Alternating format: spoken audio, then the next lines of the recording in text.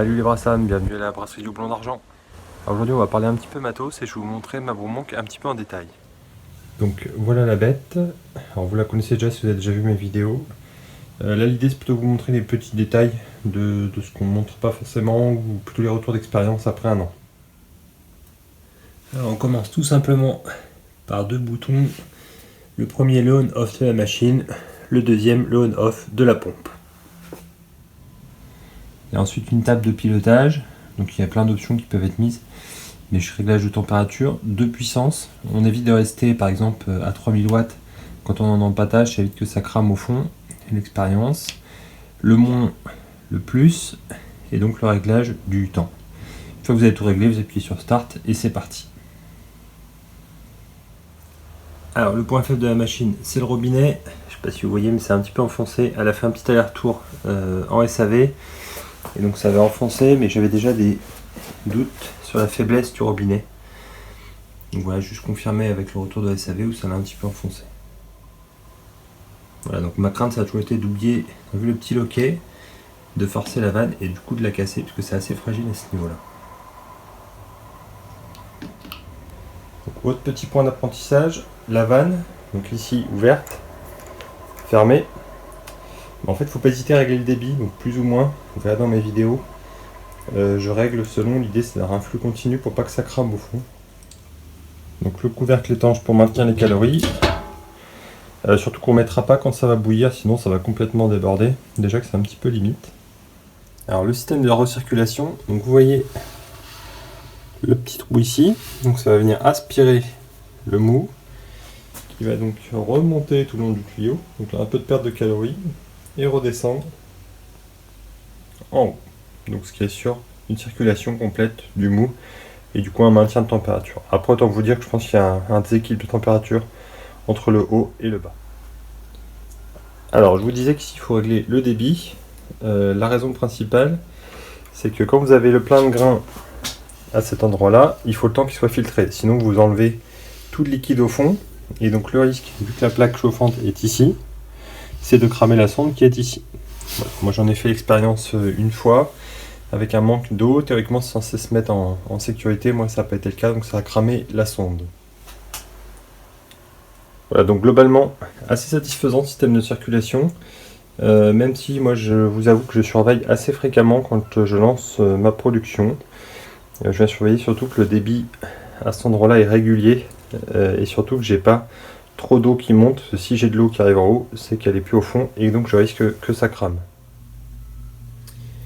Alors avec la machine, ils fournissent un filtre bazooka, vous voyez, donc pas très propre, voilà, qui va tout au fond à ce niveau-là, au niveau du robinet. Donc moi je l'ai viré assez vite pour plusieurs raisons. Le premier c'est que ça bouche assez facilement. Et comme vous voyez c'est pas très propre. Voilà, limite ça rouille, donc de toute façon aucun intérêt. Moi comme vous voyez dans mon vidéo, je passe mon temps à tout transvaser de toute façon. Donc je l'ai viré. Ça passe beaucoup mieux maintenant quand je vide. Et c'est pas plus mal, de toute façon mes bières sont pas moins claires pour autant. Donc ensuite vous avez un panier de ce type là qui va venir réceptionner donc maximum 12-13 kg de grains. Alors ils fournissent avec une petite poignée qui est assez pratique.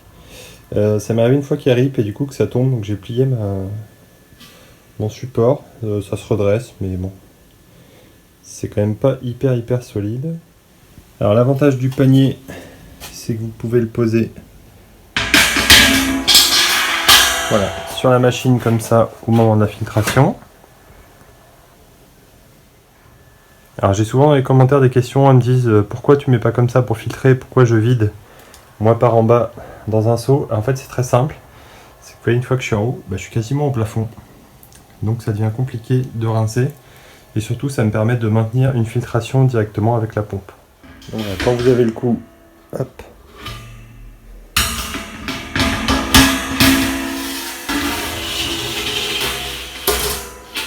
Voilà, ça descend à l'intérieur et donc vous voyez c'est posé tout autour. Donc ensuite on a deux tamis, un qui va aller plutôt au-dessus, voilà, et celui qui va aller au fond. Donc on va l'aménager avec les tubes selon la longueur qu'on a besoin, donc selon le nombre de kilos de malt qu'on souhaite mettre. Moi jusqu'à 6 kg, je mets le petit en bas et le grand en haut, et vice versa au-dessus. Voilà, donc le système est assez simple, vous prenez votre panier, hop. Vous avez des petits écrous comme ça. On en monte un. Donc on va partir sur 6 kg, on met le petit.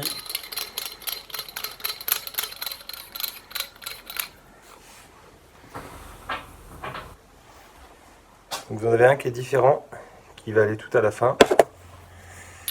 Voilà, qui n'a pas de vis en fait d'un côté.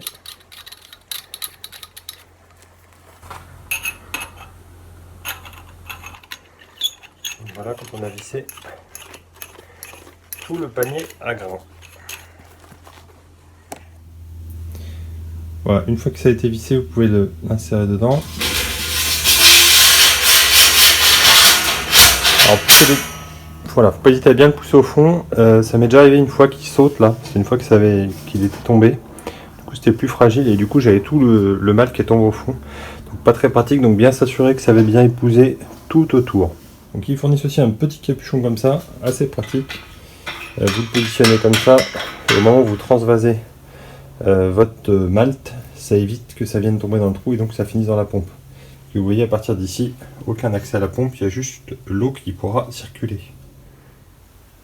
Donc une fois que vous avez fini de mettre votre malt, vous mettez votre grille par-dessus.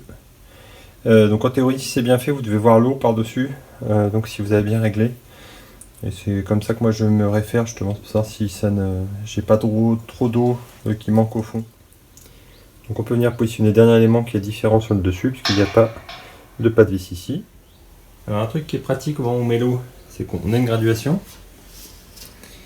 Mais une fois qu'on est à l'intérieur et qu'on a mis le panier, voilà, on la voit plus. Donc c'est assez pratique au moment où on met l'eau, c'est assez pratique au moment où on va faire bouillir, mais entre deux, vous savez pas trop où vous en êtes.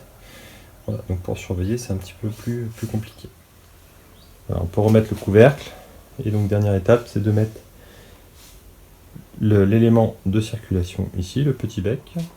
Une fois que c'est mis, on clipse. Donc ouvert, fermé. Donc lancez pas la pompe quand c'est fermé, sinon on va forcer pour rien. Et c'est un petit peu dommage. Alors dernier point, le nettoyage. Donc comme vous voyez, on voit encore des traces où ça avait cramé au fond. On voit encore les bordures. Voilà, pourtant je peux vous promettre que je frotte, que je fais ça au vinaigre, mais on a beau y faire, ça reste des traces. Donc le plus gros défaut, surtout au démarrage, quand on a tendance à mettre la pompe à 3000 watts, c'est que ça crame au fond. Donc ça va vinaigre blanc à bouillir dans une petite dizaine de litres d'eau et ça part. Mais voilà, on voit que c'est jamais nickel, j'arrive pas à avoir blanc comme c'était au démarrage. Donc voilà pour ma Broumonk, moi je suis globalement content, sincèrement ça fait du bon résultat, alors surtout pour des brassins de 20-25 litres. Dès qu'on passe un petit peu plus gros, je pense à du 45-50 litres, souvent c'est un peu limite en termes d'ébullition, et j'ai toujours peur que ça déborde. Voilà, ça reste du bon matos, même s'il y a 2-3 points de faiblesse, je pense au robinet, je pense à la sonde en dessous. Voilà, si vous apprenez un petit peu la machine, après 4-5 brassins, vous commencez à bien vous amuser. Ça va déborder quelques fois, surtout quand vous allez faire les plus gros volumes, les premières fois c'est un peu galère, parce que ça monte comme du lait. Et côté SAV, puisque j'ai déjà expérimenté, vu que j'ai cramé la sonde et la carte, c'était un petit peu long, ça durait un mois et demi. C'était le moment de la bière de Noël, donc ouais, j'ai dû le faire dans ma bonne vieille cuve là. Mais bon, globalement, plutôt réactif, ça m'a rien coûté, ils ont payé le transport aller, le transport retour, changer la carte, etc. Donc on va pas se plaindre non plus. Et depuis surtout, je fais un petit peu plus gaffe quand je la conduis. Et c'est quand même du bonheur. Voilà, j'espère que cette petite vidéo vous sera utile et que ça vous servira. Peut-être ça va motiver certains à acheter une 30 ou une 50 litres. Voilà, globalement c'est satisfaisant comme matériel. Ça remplace pas les belles cuves de brassage en cuivre que pouvaient avoir nos ancêtres. Mais voilà, c'est mieux que rien. Et surtout c'est tout automatisé, beaucoup plus précis pour faire des recettes et répéter ce qu'on aime bien faire. Bon brassage à tous!